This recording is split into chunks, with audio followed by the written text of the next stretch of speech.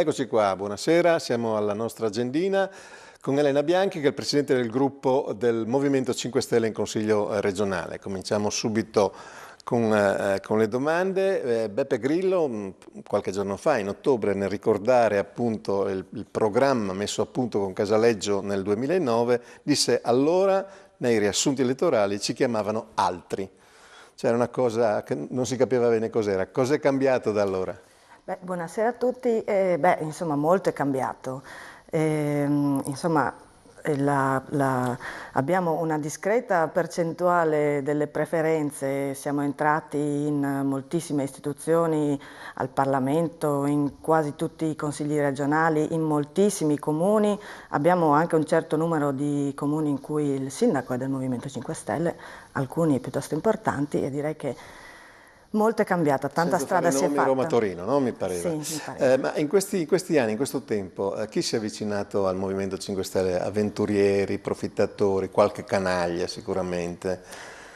Di sicuro penso tutto lo spettro delle possibilità umane si è avvicinato. È uguale per tutti. Sì, perché noi abbiamo altissimi professionisti, dirigenti di banca e abbiamo anche approfittatori, se ne sono visti, abbiamo persone semplici che vogliono dare il loro contributo, c'è veramente molto. C'è la società ovviamente. Ecco, la sensazione però è che l'idea più diffusa sia quella che il Movimento 5 Stelle sia sostanzialmente l'ultimo grimaldello utile per far saltare un sistema che è paralizzato. È così o no? Direi di sì, è l'ultima possibilità che c'è e che è data per riuscire a far fare un salto di qualità a questa politica che si è impallata, e lo vediamo tutti i giorni, in modo quasi indecente. Ho capito, ma voi siete in grado di mantenere quel che promettete? O? Ma fino adesso sì. Fino adesso lo abbiamo fatto dove abbiamo potuto e anche dove siamo in opposizione con piccole forze, perché ad esempio il Consiglio regionale siamo 5. Non sono pochi 5. Non sono pochi, però il resto del centrodestra sono un discreto numero e nonostante questo siamo riusciti a portare avanti alcuni dei temi che ci eravamo riproposti. Ma lei il Movimento 5 Stelle lo colloca a centrodestra? No, il Movimento 5 Stelle è trasversale, infatti i temi di cui ci occupiamo alcune volte corrispondono di più col centro-sinistra, altre di più con il centro-destra, siamo veramente trasversali. Ho capito, ma andate più d'accordo, avete una simpatia, andate più d'accordo da una parte o dall'altra? Si tratta anche un po' di collocamento, soprattutto dipende dove sia, e se diciamo, il potere sta in mano al centro-sinistra, però non è neanche detto, insomma veramente dipende dai temi. E poi voi ragionate per temi, sì, non per collocazione politica. No, assolutamente, è impossibile, anche perché la composizione degli attivisti o comunque di chi fa parte del Movimento 5 Stelle è veramente varia, provenienze da ovunque e da nessuna parte. Benissimo. Allora, lei scrisse, questo l'ho trovato su internet, non mi sono interessata alla politica perché sembrava distante, complicata, difficile da avvicinare e sorda al mio piccolo contributo. Ha cambiato idea? Cosa ha scoperto di bello nella politica? Diciamo che quello che a me colpiva di più è che comunque le decisioni venivano prese da qualche altra parte. E devo dire che ho scoperto che è proprio così. Cioè quello che ad esempio arriva in Consiglio regionale difficilmente passa come decisione finale o comunque impostazione dalle commissioni o poi dall'aula. In qualche modo si è deciso prima, qualcosa si riesce a incidere, però tutto il lavoro viene fatto da qualche altra parte. Per quanto riguarda il movimento invece è un pochino più semplice, perché le decisioni vengono prese di comune accordo con chi fa parte del movimento, gli attivisti, chi scrive online, e quindi è un pochino più trasparente. Più trasparente. Senta, io parlavo con un consigliere regionale di maggioranza, il quale mi diceva che la cosa più mettiamo le virgolette, scandalosa della gestione in Consiglio regionale è il fatto che qualsiasi leggina provvedimento ha nome, cognome, numero di scarpa, eccetera, del beneficiario. Cioè non c'è mai una cosa che sia, come si dice, erga omnes, che sia per tutti. C'è sempre un qualcosina che va a beneficio di qualcuno. Allora, non mi faccia difendere la maggioranza. No, io non la faccio, anzi, attacchi pure che non è un problema. Allora non è vero che ogni leggina, quando c'è la possibilità Dico leggina, ma posso dire emendamento, per esempio. Quando ci sono soldi da distribuire, da assegnare, ecco, diciamo che la tentazione di trovare il modo di risolvere situazioni è fortissima. E spesso, anche se le parole sono generiche, è molto semplice sapere chi è il beneficiario. Ecco, nomi e cognomi qualche volta ci sono, altre volte sono mascherati. Si possono intuire. Ecco, però su questa cosa qui davvero sì, non sono riusciti a liberarsene, nemmeno il centrosinistra, che mi sembra nella scorsa legislatura ha fatto piuttosto... Si è impegnata per risolvere questo tipo di... comunque lo diceva il centrosinistra, quindi è assolutamente provato. Allora, lei vive da militante questa sua esperienza politica, abbiamo detto che era difficile, complicata, distante, invece magari sul campo scopriamo che è praticabile, insomma. Sì. Ecco, lei vive da militante questa cosa, cosa le chiede, io dico la gente, ma cosa le chiede chi la avvicina, chi è del suo stesso sentire, queste cose qua? Qual è la domanda, visto che lei è un'informatica, la FAQ, la domanda più frequente?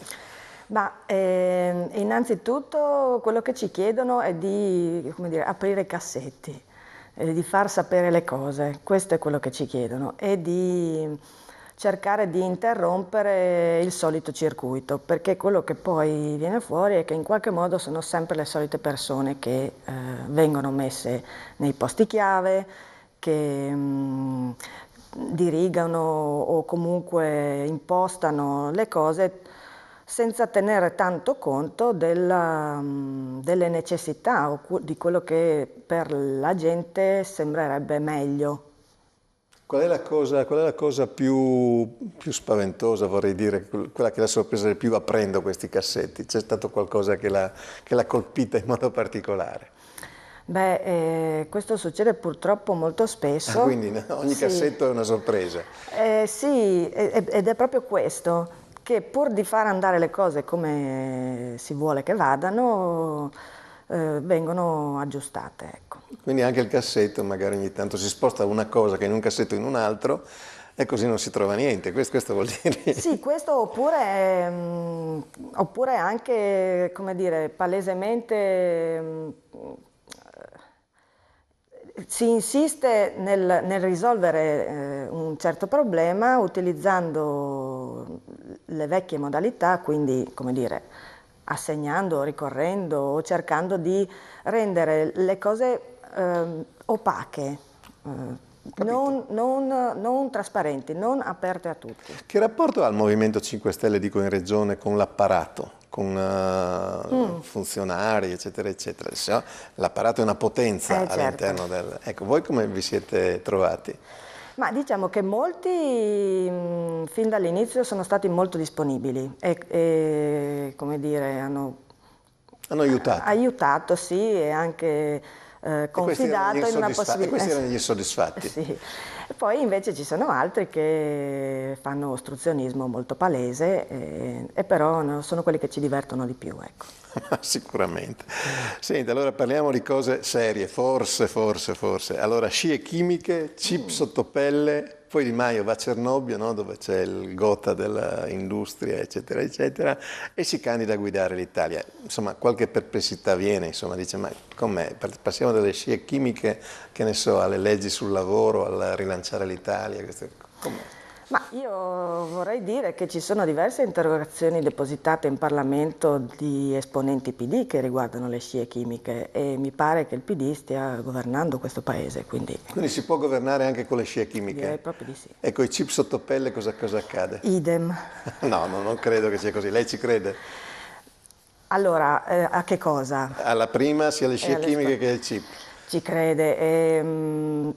Beh, insomma, lo studio Sull'inquinamento. sull'inquinamento è approfondito, è anche noto che sono stati fatti degli esperimenti, credo, antigrandi, no? Qualcosa del genere. Ora, ad un complotto internazionale mi pare difficile. Ci sono altri complotti, tra virgolette, più preoccupanti, dei quali Dica quali sono i complotti più preoccupanti, che così. non sono affatto complotti, però sono modalità di gestione e indirizzi in cui penso ad esempio all'Unione Europea in qualche modo ci sta portando, che sono molto più preoccupanti delle scie chimiche. Lei sarebbe per un'uscita o dall'Unione Europea o dall'euro, faccia lei, veda lei. Allora, purtroppo le due cose non sono scindibili, però innanzitutto la moneta unica sta causando notevoli problemi e questa dovrebbe essere presa in considerazione. L'Unione Europea, come dire, l'Unione Europea, l'Unione dei popoli è una cosa molto bella e affascinante. Peccato che le premesse con le quali è stata messa in piedi questa Unione Europea si sono rivelate dannose per i popoli e allora secondo me bisognerebbe rivedere almeno le premesse. Le premesse. Di Maio candidato premier, ripeto qualsiasi cosa voglia dire, con 30-40 mila voti da remoto, da computer. Anche qui qualche perplessità nasce, la base, come si diceva una volta, è un po' ristretta del consenso. Ma diciamo che questo è il numero che più o meno abbiamo in tutte le votazioni che facciamo. Quel giorno lì è stato particolarmente difficile. Io personalmente ho provato moltissimo per riuscire a votare ed è stato molto difficoltoso. È possibile che molti si siano in qualche modo che non abbiano trovato il modo il modo. No, ma questa è la seconda domanda. Dorice, lei appunto è esperta anche di informatica, la vulnerabilità del sistema Rousseau è stata dimostrata per tabula, c'erano interviste a hacker che dicevano entro, esco, faccio quel che voglio, voto, eccetera, eccetera. Lei mi dice è stato difficile votare, quindi è la dimostrazione che questo modo non funziona, non ha funzionato. Ma appunto l'informatica e le tecnologie hanno raggiunto dei livelli piuttosto alti e complessi. È chiaro ed è noto che sono stati hackerati i siti della NASA, del Pentagono, dove ci sono delle risorse molto più imponenti di quelle del Movimento 5 Stelle.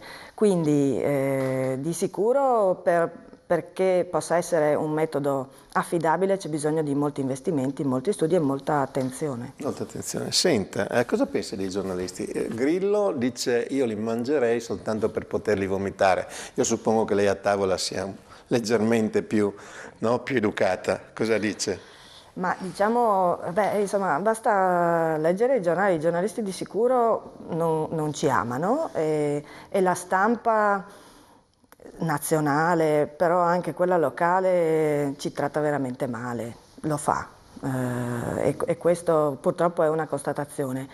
Poi che siano i giornalisti, che siano le testate, che sia gli editori o qualcos'altro, questo è da vedere, di sicuro non me la prenderei con un'intera. Il giornalismo dovrebbe essere una funzione importantissima per l'informazione. Se l'informazione è quello che leggiamo tutti i giorni, io penso che forse qualcuno dovrebbe cambiare mestiere. Pensavo che nella Prima Repubblica, se a un partito che era il doppio del PSI, come voti, il PSI che aveva 15%, no? Il doppio venisse praticato questo ostracismo che si vede per il Movimento 5 Stelle, probabilmente non dico che ci sarebbe stata la rivoluzione, ma insomma ci sarebbe, no? Cosa dice lei? Infatti. Ma erano altri anni però. Erano altri anni, c'erano i mezzi di comunicazione erano gestiti diversamente, adesso c'è questa tendenza al grande fratello globale, so che Facebook sta prendendo una strada piuttosto preoccupante sulla censura di quello che vuole, come vuole. Sì, ormai è padrone del campo. Qual è la critica più ingiusta che viene rivolta al Movimento 5 Stelle, secondo lei? Che siamo populisti. Non le piace? Populisti, ma inteso e detto in modo ultra dispregiativo. E questa cosa ha stufato, sinceramente ha stufato, nel senso che Certo, ci occupiamo del popolo, ci occupiamo della gente che è palesemente stufa di essere presa in giro così come stanno facendo ultimamente. Sai cosa si dice? Che il populismo a sinistra nasce quando la sinistra perde il contatto col popolo. Allora si comincia a parlare di populismo, questa era, gliela regalavo. La cosa che le dà più fastidio oltre al populismo, il fastidio è una cosa non ingiusta, proprio fastidiosa. Rispetto al Movimento 5 Stelle, rispetto alle critiche che vengono fatte al Movimento 5 Stelle. Ma che appunto la prima cosa che viene citata sono le scie chimiche e i chip sotto pelle. Quindi sono riuscito a darle un po' fastidio, va bene. Sarà candidata a presidente alle prossime regionali? Ah, questo è da vedersi, c'è tutta la procedura delle candidature prima per i candidati consiglieri e poi per il candidato presidente. È probabile, è possibile? Beh, sicuramente mi candiderò come consigliere perché penso che questi 5 anni di esperienza possano Voi avete servire. 2 anni di Due mandati, agibilità, sì. Scusate, due mandati di agibilità. E penso che un po' di continuità sia utile. Spero che molti altri si candidino e di riuscire a portare in consiglio un po' un misto fra persone nuove e persone che hanno già fatto, perché così si dà un po' di impulso e si è da subito operativi perché molte cose sono state imparate. Benissimo, cosa pensa della Serracchiani? La Serracchiani è una persona con molte possibilità. Lei da giovanissima si è, come dire, imposta all'attenzione e io penso che potrebbe fare molto, però in qualche modo, da quello che si vede, perché non è che la conosco, la frequento, i metodi che utilizza non le portano tanto bene. Certo, ci vuole un po' di decisionismo perché se no le cose non vanno avanti, ma mi sembra un po' troppo imperiosa come modalità. Senti, io so che lei si tiene a debita distanza dal comune di Udine, però mi deve dare un giudizio, lei vive qua, mi deve dare un giudizio dell'amministrazione uscente. L'amministrazione uscente? Dice non c'è stata amministrazione? Ma Udine è un gioiellino senza vita. È molto bella, è una città molto bella, però c'è poco. Se non ci fossero gli studenti dell'università che qualcosa un po' muovono, per il resto è un po' spentino. Questa è la non amministrazione uscente, visto che voi siete per il non regolamento, eccetera, eccetera. La non amministrazione, in quella entrante, che ruolo potrà avere il Movimento 5 Stelle? Gran bella domanda. Udine è una piazza importante. Il lavoro sul territorio, sulla città è stato fatto in modo non molto continuo. Probabilmente dovremmo impegnarci un po' di più, però il Movimento 5 Stelle può sempre dire la sua e può, come dire, stimolare il tavolo e portare all'attenzione dei temi che sono importanti per la cittadinanza. Molto bene. Senta, stiamo quasi finendo, è andata via abbastanza veloce. Allora, mentre si discuteva dell'UTI, il Movimento 5 Stelle si occupava delle fontane della Bassa Friulana. Mentre si parla di Rosatellum, voi parlate dell'acqua bene pubblico. Mentre si ragiona di tante cose, voi con il PD, peraltro, avete fatto una legge sui piccoli comuni. Insomma, questo divario continuo sul mainstream sostanzialmente, questo smarcarsi completamente sul dibattito corrente, che significato ha? Beh, è il significato proprio nostro del movimento. Ci occupiamo dei temi che sono vicini alle persone. Ora, le UTI sono in realtà importanti ed impatto per le persone alla fine, ma tendenzialmente a un cittadino è difficile riuscire a farlo interessare a delle cose organizzative e istituzionali. Stessa cosa per la legge elettorale. Alla fine, certo che impatta il cittadino, però tutte le regole, le modalità sono cose che sfuggono. Le fontane che vengono strozzate o i piccoli comuni che possono in qualche modo avere delle risorse per Poche. certo, però per attivare servizi e per stare vicino alla gente sono cose che Certo. stanno a cuore. Ultimissima cosa, mancano 20 secondi. Quanti soldi avete messo nel salvadanaio dei vostri compensi regionali per la microimpresa, mi pare? Sì, PMI. Piccola impresa. Allora, ufficialmente sono 800.000 con l'ultima volta che abbiamo fatto la restituzione, adesso stiamo aspettando di mettere vicino il resto per festeggiare il 1.000.000. 1 milione di euro 1.000.000 a breve. tagliato volontariamente dai vostri compensi. Sì. Bene, grazie Elena Bianchi, alla Grazie, prossima, grazie a voi buonasera. che ci avete seguito.